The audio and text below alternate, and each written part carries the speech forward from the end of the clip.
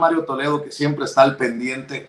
Se ha hablado, se ha mencionado en estos pequeños intercambios con los protagonistas en el juicio sobre fotografías, videos, audios, porque fíjate, me llama mucho la atención que a la distancia quieren los expertos de todo, los analistas de las mesas en los medios mexicanos que seguramente nunca han estado en un juicio, dicen, pero siguen sin presentar pruebas. Bueno, pues es que el juicio va a durar por lo menos 8 semanas y si no las presentan hoy, las pueden presentar la próxima semana. La Barbie puede ser llamado a testificar o no la próxima semana, se pueden poner de acuerdo o no en la forma en que se interrogará a Edgar Beitia, el Diablo, el ex fiscal de Nayarit.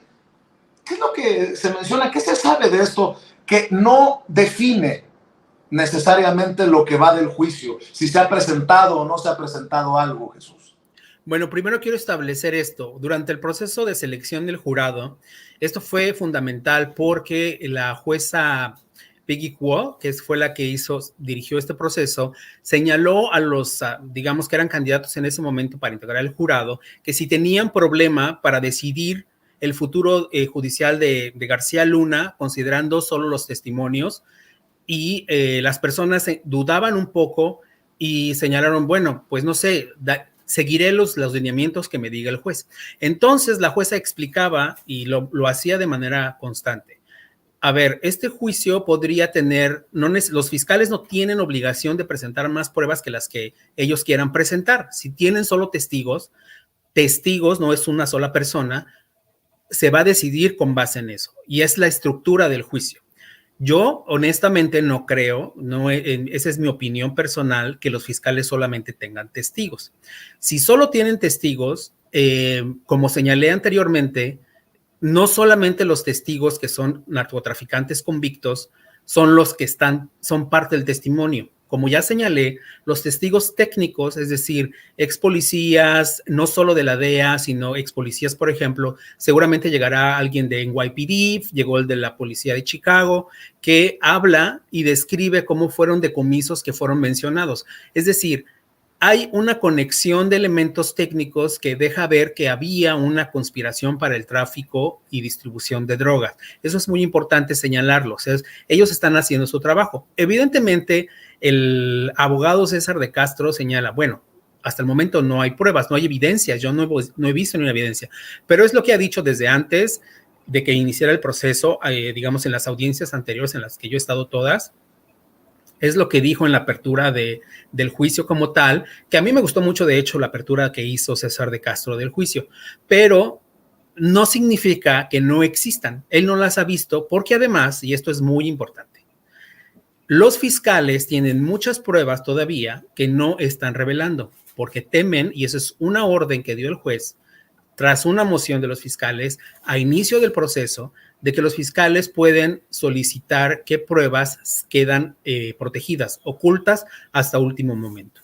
Entonces, puede ser que se las presenten 24 horas antes, 30 horas antes, que es el máximo, me parece. No, este dato no lo tengo exacto, son alrededor de 30 horas, pero mínimo 24 horas y después señaló otro tiempo, porque hubo una rebatinga ahí entre los de la defensa y los fiscales, pero no es que las vayan a conocer de inmediato, porque hay pruebas que ellos no quieren que se den a conocer o que las agarren y las vayan a difundir, y tampoco ciertos testigos que no quieren que esos nombres se divulguen tan fácilmente que los ubiquen.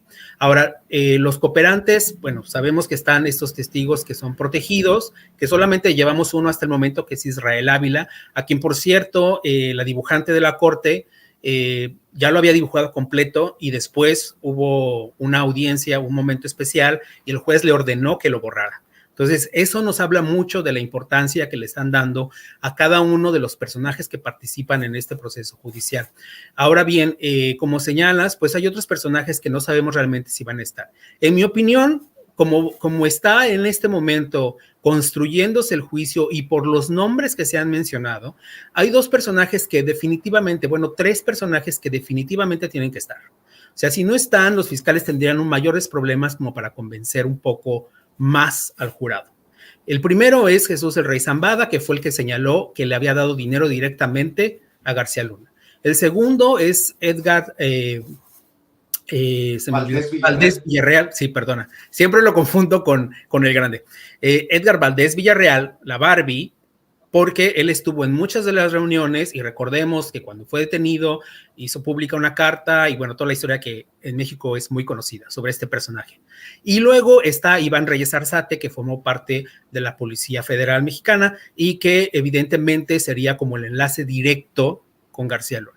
Sí, y que por cierto ya se declaró culpable de los él se declaró culpable en 2020. Yo estuve en su audiencia, de hecho, cuando se declaró culpable, creo que es 2020.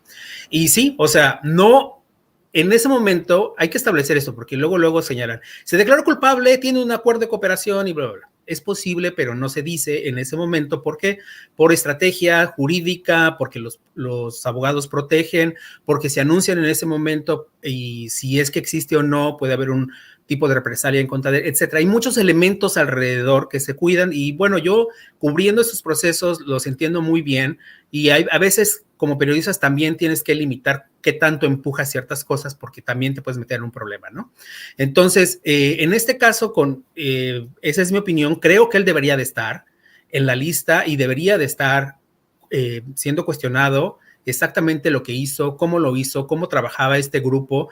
Hay que señalar que los fiscales ya establecieron esta organización, digamos, con fotografías en la cadena de mando de este mini cártel que operaba en el gobierno de Felipe Calderón principalmente, pero que inició durante el gobierno de Vicente Fox con García Luna al frente, quien está acusado, y eso hay que recordarlo muy bien, de dirigir una organización criminal durante un largo periodo. Significa dirigir una organización criminal, en este caso un mini cártel, un cártel de la droga, básicamente, ¿no? Es como si estuviéramos hablando de el que dirigía la organización de los Beltrán Leiva, es exactamente lo mismo, pero aunque el tamaño es distinto, es parte de la misma estructura. Entonces, es la misma acusación que enfrentó Joaquín El Chapo Guzmán y bueno, tienen también las acusaciones de conspiración y todas esas 4 acusaciones son cadena perpetua, como máximo, es decir, el caso es fuerte, no es cualquier cosa.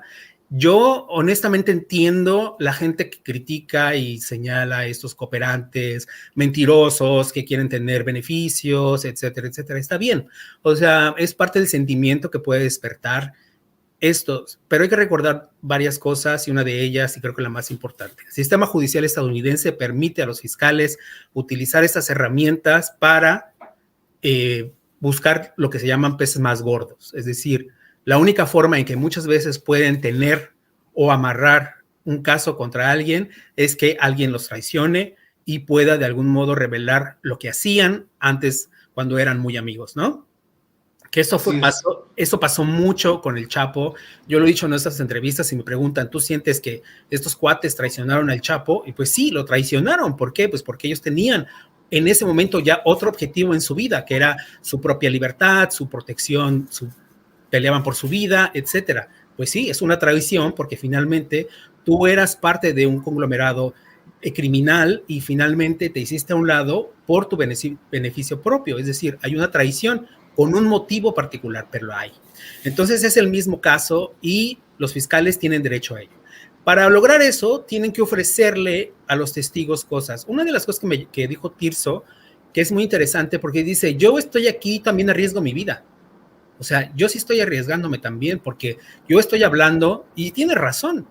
Yo estoy hablando y también me arriesgo. Entonces, pues ya estar aquí para mí es peligroso. O sea, sí es importante entender que si los fiscales les tienen que ofrecer alguna alternativa para que ellos no se sientan tan vulnerables al momento de testificar en este tipo de procesos. Entonces, es muy importante eso.